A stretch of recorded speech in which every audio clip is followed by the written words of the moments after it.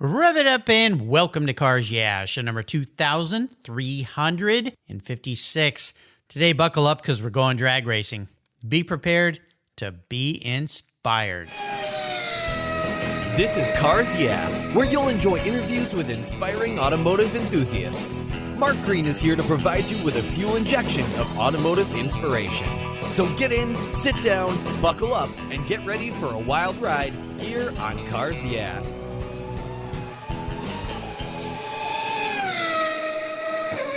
Hello, inspiring automotive enthusiasts, and welcome to Cars Yeah. Today I'm in Flemington, New Jersey, on a typical summer day in New Jersey. A little warm, a little humid, but we're going to have some fun. I'm with a very special guest by the name of Joe Morrison. Joe, welcome to Cars Yeah. Do you have any gear, and are you ready to release the clutch?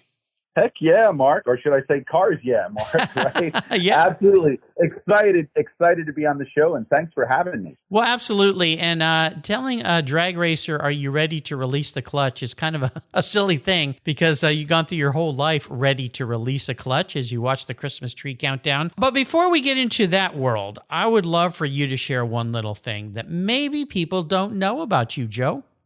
Yeah, I'm happy to. So most of the folks that have followed me and that I've become friends with in the racing world don't know that I'm a musician. I play guitar. Nice.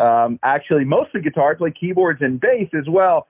But I still play out live in a classic rock cover band in the New Jersey area called Bourbon Hayes. So most people have no idea I'm still a performing musician. Well, this is cool, and it's very interesting to me because I tell you, Joe, I've had many guests, obviously, with over 2,350 shows, and I've had many, kind of a wild number of people that are musicians, and you're wearing a Gibson t-shirt today, and on the wall behind me is hanging a Fender Stratocaster. I played guitar back in the day. I need to pick it up and do more. In fact, I picked up one of my acoustic guitars yesterday, and I was amazed that I still remembered how to play Classical Gas, and it was a song I played in a recital. It must be the muscle memory that just stays in there. Absolutely does. Yes, it does. Yeah. Yep. It's funny. It's like riding a bike. It does come back most of the time. Yeah. Well, I need to pick up my my axes and play more. But that is very cool. I love it. Very, very cool. Well, let me introduce you and let's dive into this wonderful world that you've created for yourself. Nitro Joe Morrison, as they call him, is a drag racer who has been on the track for over 15 years. And in 2011, he was the Northeast Timing Organization Comp Eliminator season champion. That's a mouthful. After 3 seasons of racing part-time in Top Fuel, Joe is making the change to Nitro Funny Car this season and plans on making his debut in the second NHRA Pro Class later this year. He's a second-generation drag racer following in the footsteps of his father, Chuck. Joe is inspired by legends in the sport, including Jungle Jim Lieberman, Big Daddy Darn Garlitz, who's been a guest here on Cars Yeah. Also a guest, the Snake, Don Prudhomme, Richard Petty, and Dale Earnhardt Sr. After losing his teammate Mike Gillespie to an illness, Joe made it his mission to honor his friend's legacy, along with inspiration to his father Chuck, who was diagnosed with COPD, and he created Right to Breathe. It's a building awareness program about the disease and strives to help others with this horrible affliction. His family and friends, like I said, like to call him Nitro Joe. We'll be back in just a moment, but first a word from our sponsors, so please give them a little love. We're going to go drag racing, so you better buckle up, put your earplugs in. We'll be right back. Years ago, when it was time to renew my collector car insurance policy, my carrier's rates went up. Way up, but my usage was the same and I never made a claim. I didn't even have a ticket. So what's with that? So I turned to American Collectors Insurance. Has your collector car insurance recently raised your rates for no good reason? Tired of paying an annual membership fee? Then it's time to look around and call American Collectors Insurance. I shopped around, I asked friends for recommendations, and found a winner that I can trust. And boy, I'm glad I did. I saved hundreds of dollars every year and slept better at night knowing my baby was properly insured. American Collectors Insurance have been protecting vehicles since 1976. They provided me with an agreed value insurance policy backed by their history of taking great care of their clients. What could be better than that? So give them a call and ask for a quote today. 866-ACI-YEAH. That's 866-224-9324. And protect the ones you love like I did with American Collectors Insurance. Classic car insurance designed by collectors for collectors. Did you know that Cars Yeah is in the top 1% of all podcasts based on listenership, according to Libsyn, the premier RSS feed for podcasts in the United States. That's right. Plus, DuPont Registry Recommended Cars Yeah is one of their top 10 car podcasts for you to enjoy. Cars Yeah has experienced tremendous growth, plus your ads are evergreen, meaning they never go away. And more listeners find Cars Yeah every day for their daily dose of automotive inspiration. Do you want to expose your brand to a highly targeted list of automotive enthusiasts in a very unique and very personal way? Well, I can help you. Contact me, Mark Green, at mark@carsyeah.com or through the website at carsyeah.com today to learn more. For several years now, you've heard me talk about Linkage Magazine. I've been a subscriber since the start. Their talented and creative team brings you a spectacular publication and website that shares the automotive passion from a worldwide perspective. Linkage is about driving, restoring, collecting, and first-hand experience at collector car auctions and more. They bring you real-world values plus rational, experienced opinions on the current markets. They cover the automotive world and the people who share our passions. And Linkage Magazine has grown, mailing you 6 issues annually. Join me on this journey with Linkage. They're geared for the automotive life. You can subscribe at linkagemag.com.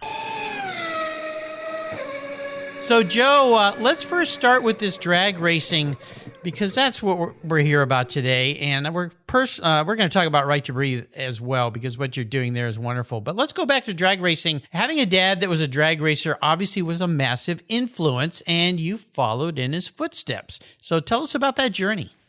Sure. Yeah, absolutely. I can't remember not wanting to race. I hate to use a double negative there, but really all my life, as long as I can remember, I've always wanted to drive, drag racing in particular. Love racing in general and all kinds of cars. I've been very lucky to have had opportunities to get in a number of different race cars over the years, not just drag race cars. You know, nothing else in competition other than drag racing. But yeah, so my mom tells a story when I was just a toddler, and back then car seats were not really a thing. And my dad had a 59 Corvette. I was sitting in my mother's lap, and guy pulls up in a GTO next to my dad and revs the motor up a little bit, as the story goes, thinking, there's this guy with his wife and kid in the car, what's he going to do?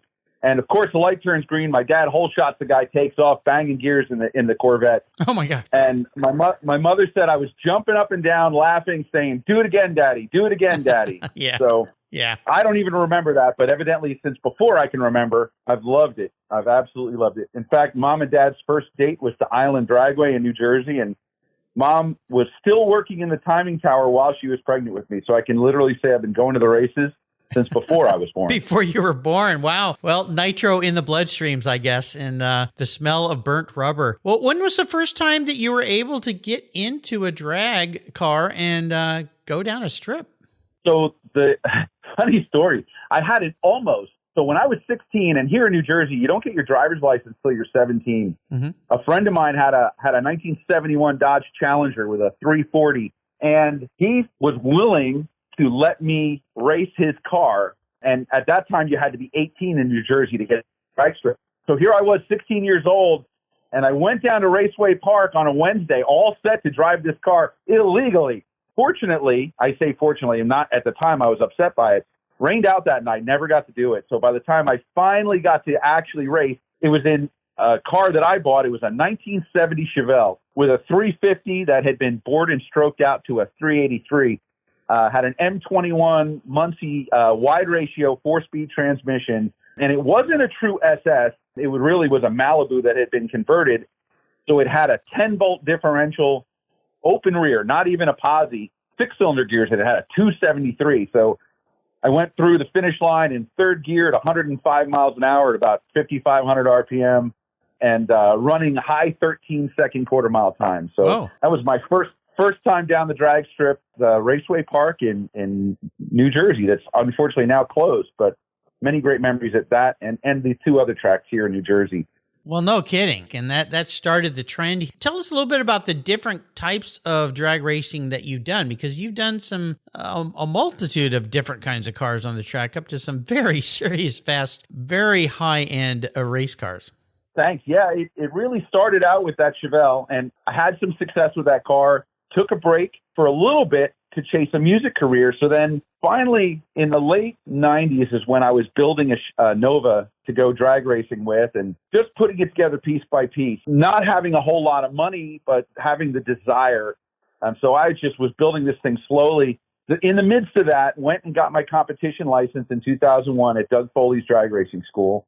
So the beginning of it, really, I went right from driving this 9-second car, super gas and bracket race car out of Doug Foley's school to then being able to drive this 1948 Fiat Topolino altered. So it was a wait a minute, what? Funny car chassis. What? Yeah, a Fiat Topolino. Yeah, I know what those are. It's hard to imagine, right? But back in the late 60s, the fuel altereds and a lot of these guys not even running on nitro, they had other what they would call altered wheelbase cars.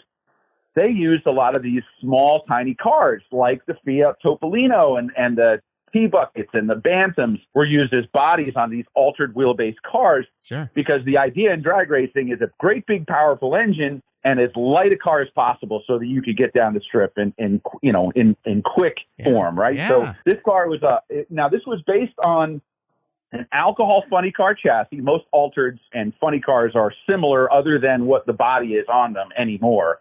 So this was a 125-inch wheelbase car with a 706 cubic inch engine, all aluminum. It was modeled after a Chevy, but there was really very little Chevy about it, with a Donovan block and Oldsmobile Big Chief heads with giant valves in it, fuel injected, running on alcohol. And it would run the quarter mile. My best ETs in the car just on alcohol was a 7.25 seconds Whoa. at 185 miles an hour. Holy cow. Yeah, so it was really fast, and that's where we started racing because it was a 1948 body style, although it was a chopped top and a longer chassis. We raced with this nostalgia club that you mentioned before, the Northeast Timing Organization, run by, at the time, a friend of my dad's from racing, a gentleman by the name of Tony File, who used to race in Pro Stock. He was an engine builder here. And he was one of the guys that I really looked up to and was one of many mentors to me. But racing in the group Nitro, the competition was fierce. These racers, and this club still exists today.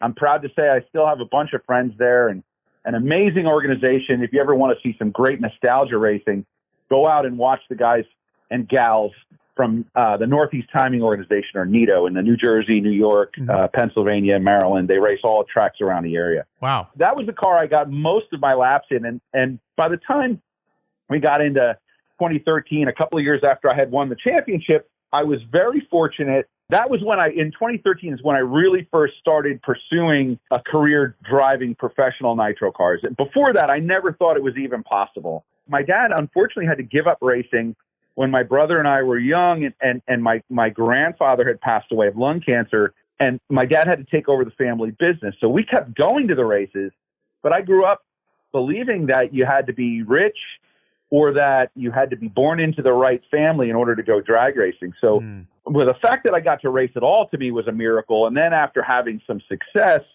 and being able to move up a bit and drive for other team owners, that to me was an indication like, okay, maybe I could really do this. And so I first started chasing my ultimate dream of driving a nitro car, whether it's a Top Fuel dragster or Nitro Funny Cars, which are my favorites, always been the funny cars. Yeah. So that was when I had the opportunity to drive for a friend, Ted Brine. I was introduced to him by another friend, Paul Gold, who was a nitro racer from back in the day. And Ted had this 1934 Ford 5-window coupe with the suicide doors, right? The doors that opened in the front instead of the back. Yeah. And this car had I'm trying to remember the size of the engine, I think. I think it was a 481 cubic inch Donovan, another Donovan block, Hemi on nitro. So it was a true fuel altered 112-inch wheelbase. This thing was an absolute beast. And started driving that car in 2015. And at the same time, started working with another nostalgia racer who we had met over the years and been friends. And he needed a driver for the Frantic Ford, a 1970 Mach 1 Mustang Nitro Funny Car, nostalgia funny car, my good friend Rocky Perrone. And so since I had gotten that license to drive nitro cars, there were not a whole lot of people with those licenses, and Rocky knew that I had had a lot of success, and we both ended up in the same winner's circles at these nostalgia meets. And so he had asked me to come on board if I wanted to be interested in driving the car. And part of the rules for driving for Perrone Racing is you have to work on the cars. And to me, that's a dream come true. Wait, I get to actually work on the cars and drive them. This is the best thing ever. So drove a couple of different funny cars for Rocky, the Frantic Ford, like I mentioned, the Super Camaro. And then he has a 1977 bodied Trans Am called the Screaming Eagle. And that's a real fast alcohol burning car. And my best ET in that car, I want to say I've gone 6.18 or 6.19 in that car. Wow. 230 miles an hour. Oh my gosh. That's a real fast one. Drove for a fellow by the name of Mike Harrigan, who has what you call the Fool's Gold, which is also a Nitro Funny Car, 1972 Barracuda. Nice. Which is that's a real awesome car. And also had gotten licensed in Top Alcohol Dragster in an injected nitro car owned by Jerry Darian. And Jerry is a well-known injected nitro racer. As a matter of fact, he's the one that John Force's three daughters drove for at different times. Yeah, okay. And a lot of different drivers have learned from Jerry. So I was really fortunate to be able to get my Top Alcohol license in his car and learned a lot from Jerry. And that was back in 2014. Nice. So that's just a handful. I've been very, very, very lucky that people have trusted me to drive their race cars. You know, these things are so darn expensive. And drag racing, you know, a lot of folks think, well, you just leave the starting line. You're going in a straight line. How hard could it be? There's a lot. Try doing it. Yeah. Well, I find it interesting that, you know, Tony Stewart, who has really gotten the drag racing bug lately, and he owns a Top Fuel team that his wife, Leah, drives and a Nitro Funny Car that Matt Hagan drives. Tony Stewart got into a Top Fuel car and made a bunch of passes in the car. And his response is, I'm not ready for this yet. The way he described it is, you know, your ass is up there and your brain is still back at the starting line. Things happen so quickly in these cars, even at the, you know, I say the slower cars, right? These nostalgia cars are still 2,500, 3,000 horsepower. Yeah. I mean, these things are absolute animals. And most people don't realize our brains and our eyes are not created to handle that type of speed and acceleration, and it takes time for you to catch up with the car. I know it sounds weird, but it's kind of like in Star Wars, right? When they engage the hyperdrive. So. Yeah, it's an amazing thing. You know, one of the things I wanted to touch on, which is really wonderful, and it's part of what brought us together today, is what you're doing with Right to Breathe. And, you know, you had this good friend, Mike, and it'd be awesome to hear a little bit about him today as well, and how that, and then your father's disease, lung disease, and it sounds like your grandfather. Tell us a little bit about Mike Gillespie and how this led into Right to Breathe and what Right to Breathe is all about. Absolutely. So Mike was a racer from back in the day, and like many people, when racing got more expensive, he couldn't really afford to keep up with it. My dad and I would see Mike at the Summer Nationals at Englishtown when the NHRA would come to town, and we would hang out and talk. And I was building my Nova, and Mike had inherited some money after his parents had passed away and bought that 1948 Fiat Topolino that I got to drive. And Mike had been a cancer survivor at that point. But as we started racing, the cancer came back, unfortunately. At that same time was when my dad was diagnosed with COPD. So here we are, you know, I'm finally able to give racing back to my dad. Like I mentioned, he had to give it up when my brother and I were young, even though we were still involved and we would still go to the races. He wasn't racing himself. So here it is, like I get to fulfill my lifelong dream, but yet Mike, the guy whose car I'm driving, made it possible, is battling cancer. And my dad is struggling with this new diagnosis of COPD. And so what happened was I was using the race car as motivation for these two guys to overcome the challenges of living with cancer and COPD. So again, 2006 was when we started racing together. 2008, Mike's cancer had gotten really bad. And I was sitting with him in the hospital in the end of June 2008. And he said, you know, I'm tired, Joe. I'm done with this. I'm not going to make it out, but you and your dad need to keep racing. And I was like, yeah, I know. We'll figure it out. I'll get my Nova done. He said, no, you know, I want you to sell all your stuff, sell your Nova, sell everything, put the money into the estate. Mike had a couple of other race cars in various stages of completion as we were trying to go faster and do different things. He said, help my brothers liquidate the estate, and I want you to keep the Fiat and the trailer, and I want you and your dad to keep racing. Wow. And he passed away 3 weeks later. Oh, my goodness. And it just without Mike believing in me and giving me a chance to drive his car and then wanting my dad and I to continue, I wouldn't be where I am today. And what I promised him was, I said, Mike, I'll make sure that your name is involved with me and racing forever. So the business entity I have that manages all the car racing is called MPG Sports Marketing for Mike Gillespie. Oh, nice. Because the name of the race team was MPG Racing. So I've continued to carry Mike with me all throughout, because without him, I never would have had this chance, you know? What a wonderful thing. A wonderful guy to have in your life. And so out of this evolves Right to Breathe. So tell us about that. Yeah, so it actually started, we did I've been friends with Jack Beckman, Nitro Funny Car racer, and he's on hiatus right now without sponsorship, unfortunately. I'd love to see Jack be back out racing, but Jack is also a cancer survivor, and he did a fundraiser for the Leukemia and Lymphoma Society. So it was, I think it was 2009. He was doing this national campaign, and so we used the Fiat to help him promote that. And when that was over, my dad said, we should really do something for COPD. There's all these people like me who don't get diagnosed until they're further along in the disease. And so we first got involved with the COPD Foundation, and they had a program in NASCAR called Drive for COPD. So I said, oh, you know what? Why don't we bring this over to drag racing?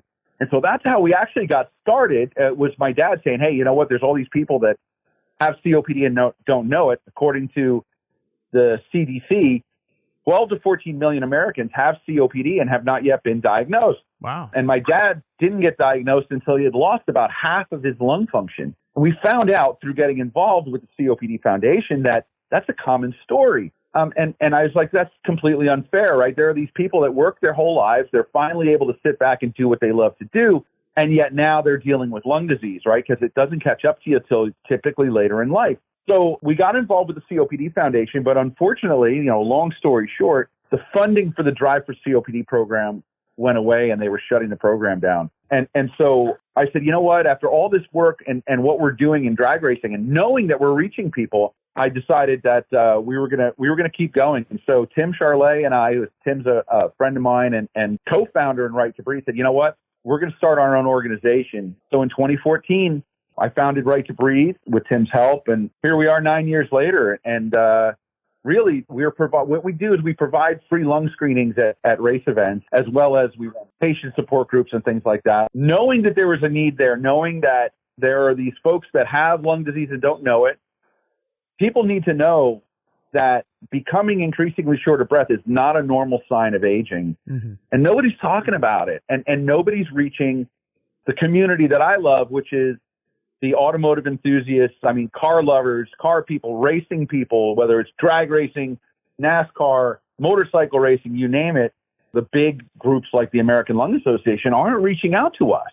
And so that was really the inspiration, was Mike's journey and realizing that if we reach out to people talking about, hey, look, the importance of doing what you love. And if you take care of your body, or look, it's better to know and to manage, because you can actually treat COPD and slow or stop the progression of it. Uh-huh. And if my dad would have been diagnosed earlier, he'd probably still be with us. He passed away in 2016, but early diagnosis is the key to living better and living longer. Right. And so that's what Right to Breathe does, right? We work to get people, provide a pathway to diagnosis so they can learn about it, and then we help provide the tools to live better. And what we believe is people can overcome great obstacles when they allow their passions in life to inspire them. And for me, that's cars and drag racing. It's a wonderful thing you're doing. And it's a lot like, and especially you talk about men, prostate cancer is another one of those that is a slow progression. And if you're not getting tested or going in for annual physicals and talking frankly with your physician about, hey, something's going on here, what could it be? It's such a slow progression. I've known people with COPD, and my father passed about the same year your father passed from pulmonary fibrosis, another lung disease that's just terrible and slowly smothers you to death. And so really important. Again, you listeners, and for us guys, we tend to kind of ignore things because, we're men, Don't ignore health issues. Go get your annual physicals, talk to your doctor, talk to your spouse, talk to your friends. Just, hey, I'm feeling this. What do you think? And get checked out. So wonderful what you're doing. I'll put connections on your show notes page here on the Cars Yeah website about how people can learn more about Right to Breathe and where to go and how to understand what's going on here. Let's get back to talking about cars a little bit. And you've had some really fun rides in your life. You jumped in some amazing vehicles. Is there one vehicle in your life that really stands out as you look back? And could you tell us a brief story about that ride? Yeah, there's kind of two, really. Number one, when I was 15, actually, I bought a 1969 Camaro. It was an SS clone, not a true SS. I wish I had the money for a true SS at the time. Heck, I wish I still had the car, honestly. But we all have those stories. It was a black SS-looking Camaro, right, with the little spoiler on the back and the cowl induction hood, black with black interior.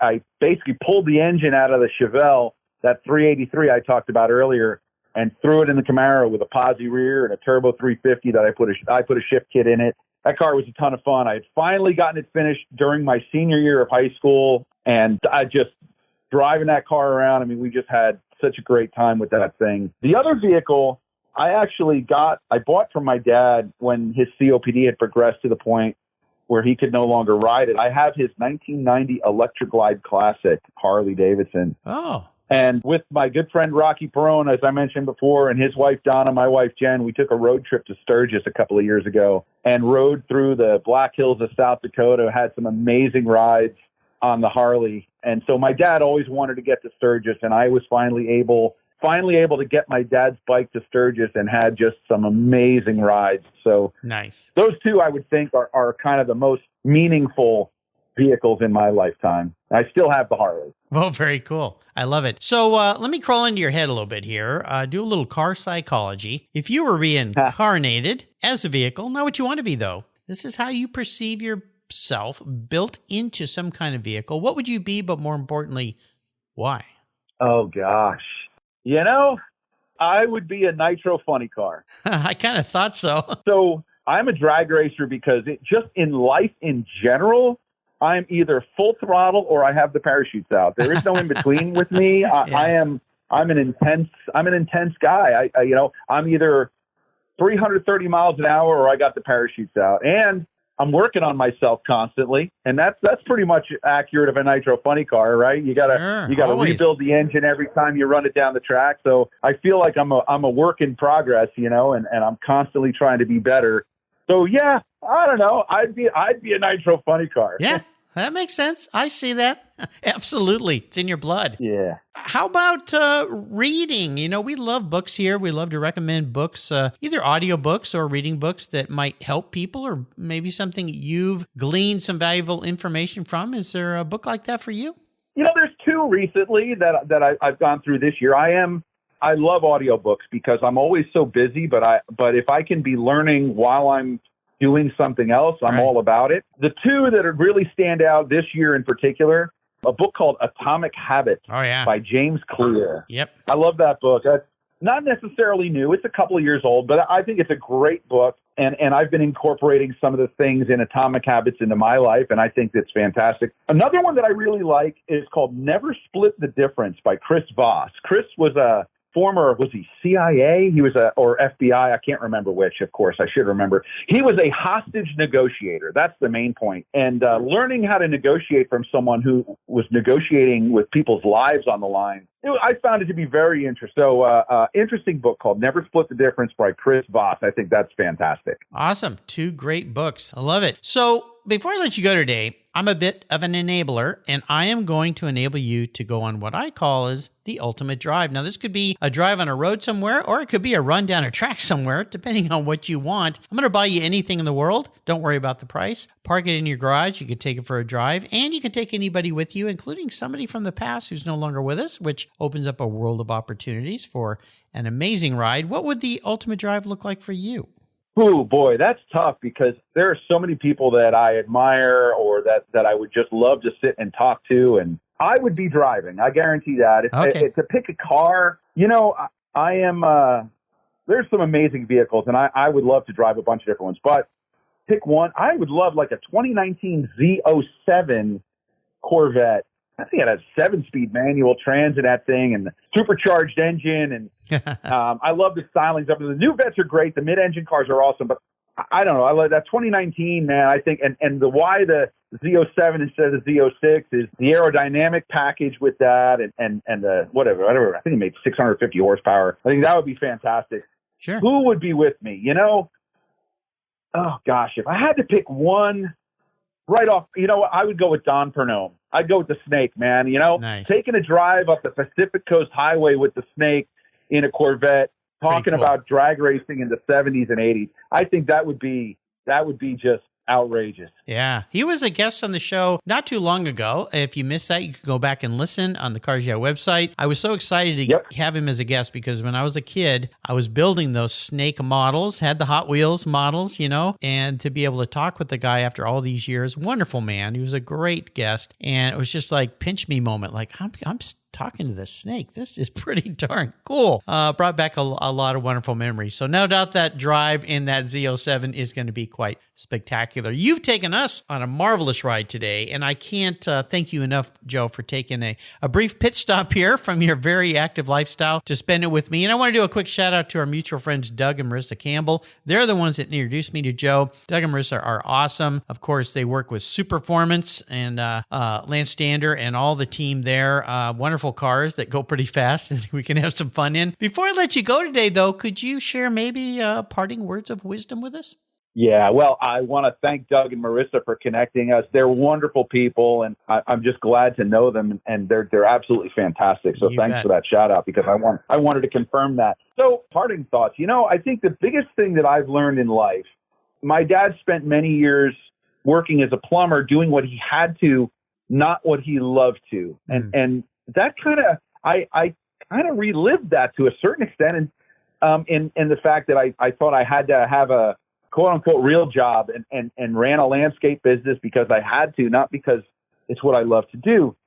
And so what I've discovered over the years is that really the magic happens if you can find what you love to do and combine that with what you're really good at and combine that with what makes the world a better place. Right. So if you could find where all of those three things intersect, right? What you love, what you're good at, and what you can do to help make the world a better place, and do that.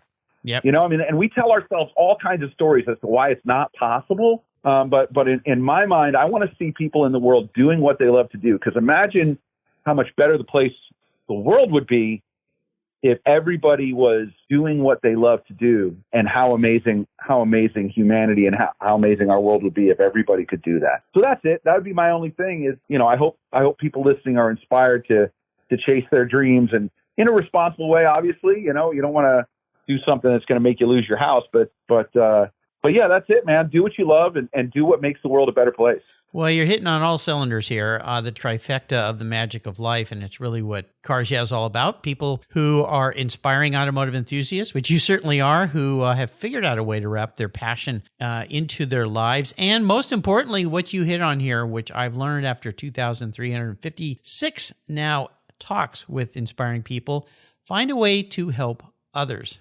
That is when we are our best. How can people learn more and follow you in all the things you're up to these days?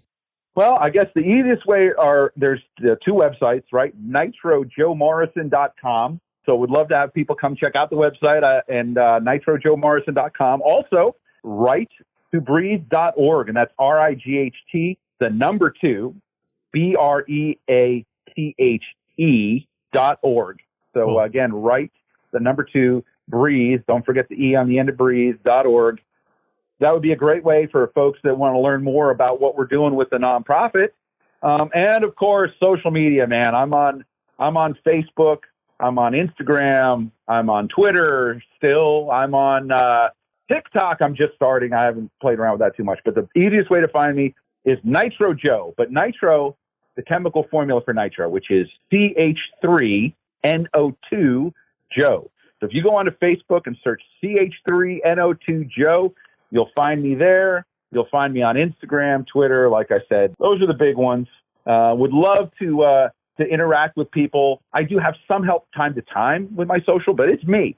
So I don't have a team of people working for me. Love it for people to reach out. Hook up with me on Facebook or Instagram and shoot me a message. I'll reply. I love meeting new people. One of the things I love about drag racing is getting to meet so many amazing people. Absolutely. I'll put links to all of these on Joe Morrison's show notes page on the Cars Yeah website, but he's easy to find. Nitro Joe Morrison. Check it out. And also check out Right to Breathe. And remember, if you're feeling anything odd going on with your body, talk to your doc right away. You could ward off something that could be warded off instead of waiting until it's too late. Joe, thanks for being so generous today with your time and your expertise and sharing an incredible life you've built. Until you and I talk again, I'll see you, hopefully, at the drag strip. Thanks, Mark. It was a pleasure speaking with you. I really appreciate it and look forward to seeing you sometime soon. Absolutely. This was great fun.